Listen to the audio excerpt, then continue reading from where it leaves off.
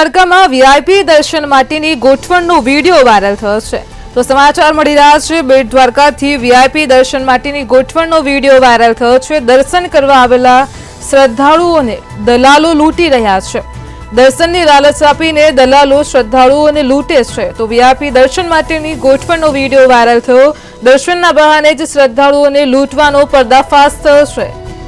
6 વ્યક્તિઓને દર્શન કરવા માટે રૂપિયાની વસૂલાત કરી હતી। 15 થી 20 મિનિટ શાંતિથી દર્શન કરવા માટે 200 થી 2000 રૂપિયા સુધીની વસૂલાત દલાલો દ્વારા કરવામાં આવી છે। તો બેટ દ્વારકામાં વીઆઈપી દર્શન માટેની ગોઠવણનો વિડીયો વાયરલ થયો છે। દર્શન કરવા આવેલા શ્રદ્ધાળુઓને દલાલો લૂંટે છે। દર્શનની લાલચ આપે છે। 15 થી 20 મિનિટ માટે શાંતિથી દર્શન કરવા માટે લાલચ આપી 200 થી 2000 રૂપિયાની ઉઘરાણી કરે છે। તો 6 વ્યક્તિઓને દર્શન કરવા માટે રૂપિયાની લાલચ આપીને વસૂલાત કરી હતી। દર્શનના બહાને શ્રદ્ધાળુઓને લૂંટવાનો આ પર્દાફાશ થયો છે।